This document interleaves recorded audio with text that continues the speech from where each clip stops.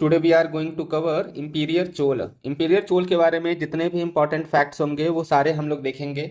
जो भी exam worthy points हैं everything we will cover here. कोशिश करेंगे 10 से 15 मिनट के अंदर ये पूरा चोल को हम लोग खत्म करते हैं, राइट। एंड सबसे पहले देखिए कि ये चोल जो थे ना, दीज चोलास आर इनिशियली ये संगम पीरियड में भी थे एंड बाद में ये लेटर चोल जो आते हैं वो अर्ली मिडिवल पीरियड में आते हैं। तो संगम के समय में जो ये चोल थे they are important but not as much जितना कि लेटर चोल जो थे। सो हम लोग यहाँ मेनली जो है ना लेटर चोल के बारे में ही पढ़ेंगे। ओके, सो चोल के बारे में कुछ इंपॉर्टेंट इंफॉर्मेशन देख लेते हैं। Cholas are they are actually the feudatory of Pallavas, right. And इन चोलों को जाना जाता था लोकल सेल्फ गवर्नमेंट के लिए और इनके शासन का जो पीरियड था 850 से 1200 एडी तक था, राइट। एंड लेटर चोल के जो फाउंडर माने जाते हैं वो थे विजयालय। 9th सेंचुरी में इन्होंने इसकी स्थापना की थी।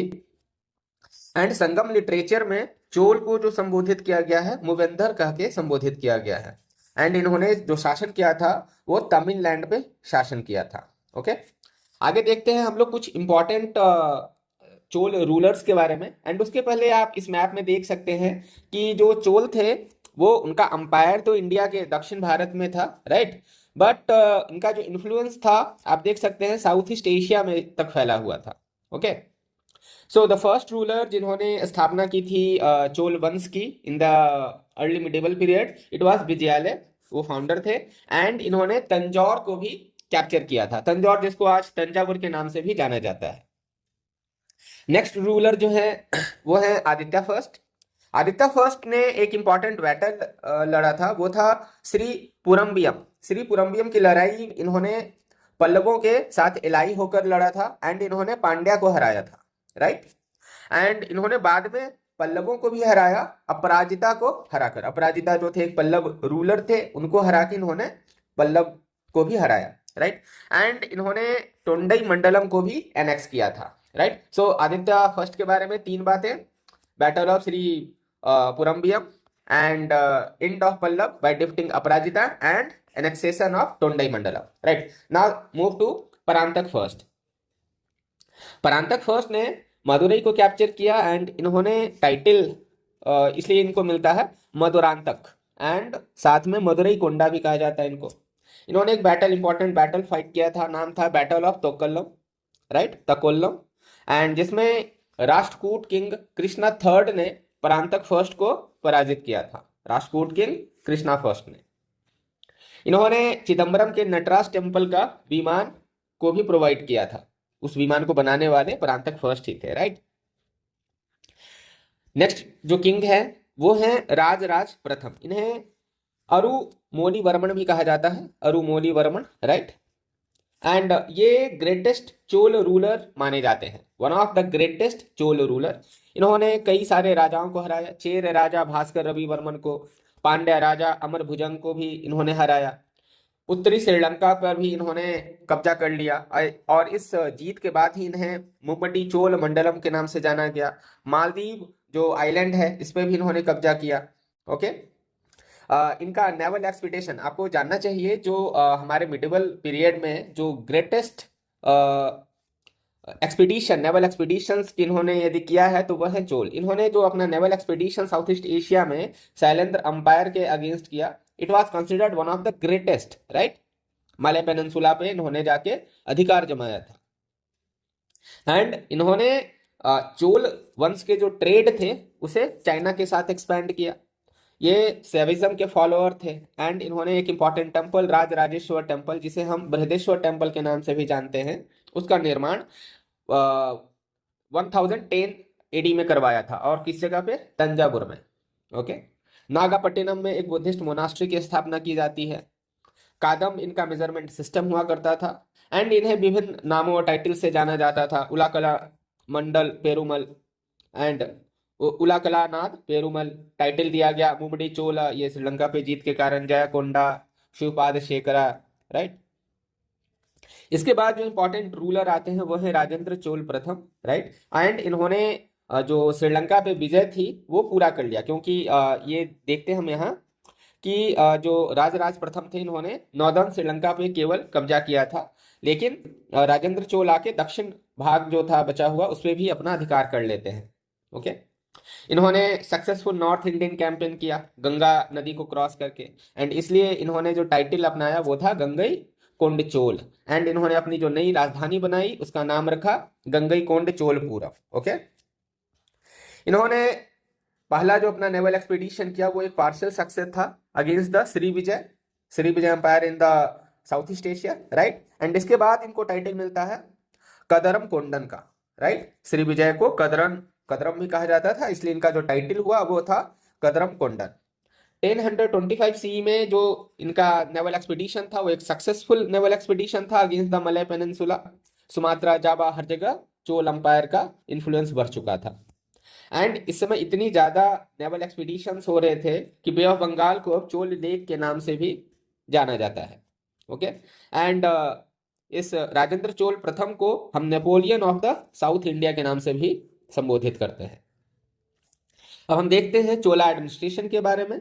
चोल एडमिनिस्ट्रेशन में किंग को पेरुमल कहा जाता था, एंड नाडु, ईच नाडु, हर नाडु में, ये नाडु क्या है तो आप देखेंगे कि अंपायर जो था मंडलम में बटा था जिसके हेड रॉयल प्रिंसेस हुआ करते थे। मंडलम वलानाडु में बटा हुआ था जिसके हेड को पेरिया नट्टर कहा जाता था, एंड वलानाडु के नीचे जो यूनिट आता था वो था नाडु, एंड इसके हेड को नट्टर कहा जाता था। तो हर नाडु में कई सारे ऑटोनोमस विलेजेस हुआ करते थे, एंड इन विलेजेस में सभा और काउंसिल्स कमिटी हुआ करते थे उसके एडमिनिस्ट्रेशन के लिए, राइट। शहरों को नगरम कहा जाता था एंड उसके हेड को नगरट्टर कहा जाता था। एंड एडमिनिस्ट्रेशन जो था वह श्रेणी या तमिल भाषा में से पुगा कहते हैं उसके द्वारा चलाया जाता था। इंग्लिश में आप इसे गिल्ड के नाम से जानते हैं। ओके। उत्तरामेउर इंस्क्रिप्शन में हमें डिटेल अकाउंट मिलता है कि विलेज एडमिनिस्ट्रेशन चोला के समय में कैसा था, और ये जो उत्तरामेउर इंस्क्रिप्शन है it was related to the king Parantaka first, right. हर गांव में करीब करीब 30 वार्ड हुआ करते थे, एंड हर वार्ड से एक मेंबर को नॉमिनेट किया जाता था विलेज काउंसिल में। एंड ये जो नॉमिनेशन का जो मेथड था, जो सिस्टम था, उसे हम कुडावोलाई सिस्टम कहते थे। अभी हम रेवेन्यू एडमिनिस्ट्रेशन के बारे में देख लेते हैं। इस समय के लैंड रेवेन्यू डिपार्टमेंट को पुरा वारिथी नाइक कलम कहा जाता था। पुरावु वारिथी नाइक कलम, राइट। नाम थोड़ा टफ है but you have to rot it. पुरावु वारिथी Naik कलम लोकल सेल्फ गवर्नमेंट मॉडल जो था चोला का, ये one of the earliest example है पंचायती राज सिस्टम का, राइट। एंड जो tax free portion, residential portion of villages हुआ करते थे उसे उरनट्टम कहा जाता था, right. Land revenue, custom duty, professional tax and different occasion पे जो ड्यू लगता था, जैसे शादी ब्याह इन सब पे जो ड्यू लगता था, these are the different sources of revenue of the government, right. But जो मेजर सोर्स था, मेन सोर्स था रेवेन्यू का, वो था land revenue. Okay. Kulothunga first जो चोल किंग थे, इन्होंने रिमिशन ऑफ टैक्सेस किया, टैक्सों को माफ किया था, और इसलिए इनको टाइटल मिला था सुंगम तविरत चोलन, सुंगम तविरत चोलन। ओके। इस समय इरिगेशन पे भी ध्यान दिया गया। टैक्सलेस विलेजेस जो चोल समय के थे उन्हें अग्रहारा विलेजेस कहा जाता था। एंड एडमिनिस्ट्रेशन में जो ऑफिशियल्स थे मेनली उनको 2 ब्रॉड कैटेगरीज में बांटा गया। जो हायर ऑफिशियल्स थे उन्हें पेरुंदनम कहा जाता था, लोअर ऑफिशियल्स को सुरुदनम कहा जाता था। ओके। एंड सोसाइटी की जब हम बात करते हैं तो कास्ट सिस्टम बहुत प्रिवेलेंट था। सती सिस्टम जो था रॉयल फैमिलीज में इसमें पाया जाता था। देवदासी सिस्टम जिसमें गर्ल्स जो होते थे टेम्पल से एसोसिएटेड होते थे, उसकी भी हमें यहाँ पे दिखती है कि देवदासी सिस्टम भी यहाँ अभी प्रचलन में था।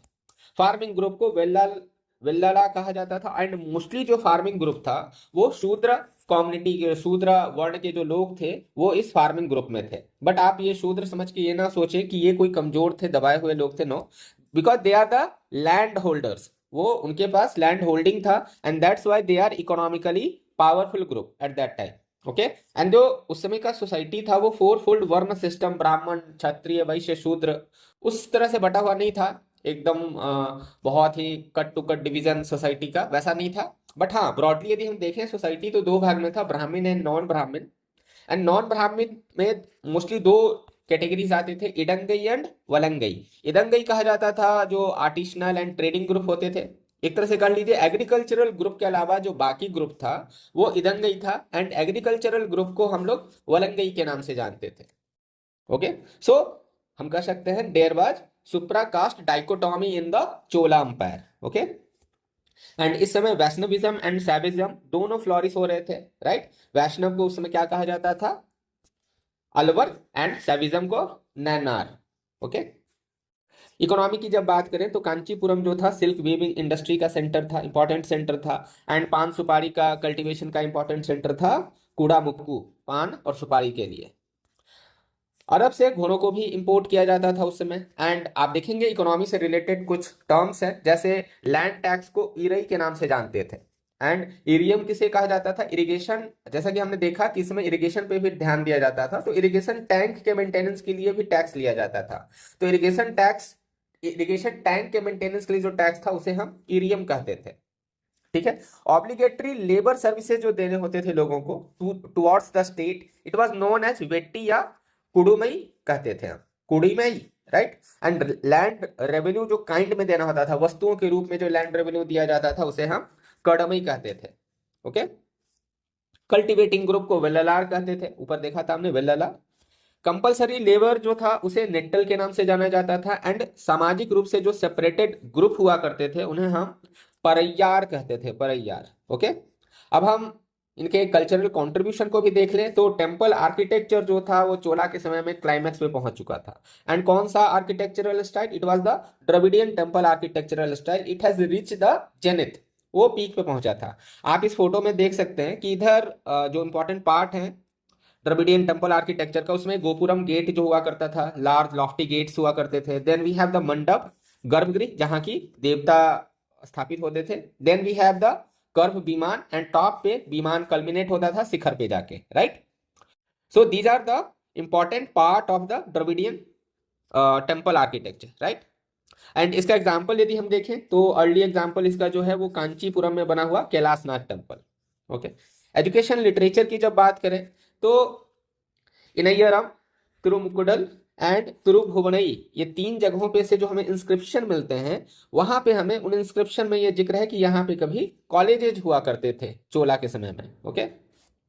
ये हमने बात कर ही ली, नैनार और अलवर, जो नैनार सैप सेंट थे एंड अलवर जो थे वैष्णव सेंट थे। एंड ये दोनों फ्लोरिश हो रहे थे इस समय। ये एक इंपॉर्टेंट फिगर है, ये है नटराज का स्कल्पचर। एंड ये बना हुआ है ब्रॉन्ज से। एंड ये चोल समय का एक मास्टरपीस माना जाता है, क्योंकि ये डांसिंग शिवा का स्कल्पचर है, जिसमें आप देखेंगे शिवा के यहाँ पे फोर हैंड्स शो किए गए हैं। ये फोर हैंड्स, ये जो फोर हैंड्स हैं, इसे आप ध्यान रखेंगे, क्योंकि ये एक पीसीएस एग्जाम में डायरेक्ट पूछ लिया गया है कि नटराज स्कल्पचर में शिवा के कितने हैंड हैं, right. Then we have some literature है। कंबन ने तमिल रामायण की रचना की थी। तिरुवक्का देवर ने शिव काशिंतामणि की रचना की, शिव काशिंतामणि। सेकिलार ने पेरिया पुराणम की रचना की। ओके। एंड इस समय कन्नड़ भाषा के जो तीन ग्रेट पोएट थे, पंपा पुन्ना रन्ना, वो भी इसी चोला समय में पाए जाते हैं, Pampa Ponna Ranna. Okay. And some miscellaneous information है, वो भी हम देख लेते हैं। कुलोटुंगा चोल प्रथम जो थे वो रामानुजाचार्य के कंटेम्पररी थे। ये जो सारे मिसलेनियस इंफॉर्मेशन है, these are very much important for the exam purpose. ये ऑब्जेक्टिव वन लाइनर जो सब आते हैं ना, उनको आप यहाँ से कवर कर पाएंगे। राजेंद्र थ्री जो चोल किंग थे, लास्ट चोल किंग थे, he was defeated by the Pandyan king Jatavarman सौंदर्य पांड्या सेकंड, राइट। कलाम जो था ये पैडी टैक्सेशन का यूनिट हुआ करता था। एक कलाम में करीब करीब 28 किलोग्राम पैडी आपको टैक्स के रूप में देना होता था। नंदी जी का एक मासिव स्टैचू हमें बृहदेश्वर टेम्पल, राजराजेश्वर टेम्पल में देखने को मिलता है। एंड इस स्टैचू को नंदी जी का लार्जेस्ट और बिगेस्ट स्टैचू माना जाता है इंडिया में। चोल के जब हम कैपिटल्स की बात करते हैं तो अर्ली मिडिवल पीरियड में इनके दो कैपिटल हुए, Tanjore and Gangaikonda Cholapuram, right. And जब संगम एरा के चोल किंगडम की बात करते हैं तो उनका जो कैपिटल हुआ करता था वो था उरायूर। ओके। चोल एरा के विलेजेस में वर्किंग कमिटी को हम वरियम के नाम से जानते थे। डिफरेंट टाइप ऑफ वरियम्स होते थे, डिफरेंट जो काम होते थे विलेजेस के, उसको देखा करते थे। जैसे थोट्टा वरियम जो होता था हॉर्टिकल्चर का एडमिनिस्ट्रेशन देखते थे। संवत्सर वरियम जो होते थे एनुअल कमिटी हुआ करती थी उस समय की। इरी वरियम जो थे वो लेक और टैंक का इंचार्ज हुआ करते थे। गोल्ड फाइनेंस की जो कमिटी होती थी उसे हम पान वरियम कहते थे। ओके। एक और इंपॉर्टेंट इंफॉर्मेशन जो चोला के टाइम की है वो है दक्षिण मूर्ति आइडल ऑफ शिवा, राइट। सो ये जो आइडल है ना, ये दक्षिण मूर्ति आइडल ऑफ शिवा है। ये लेट चोला पीरियड में ये आइडल्स हमें मिलते हैं।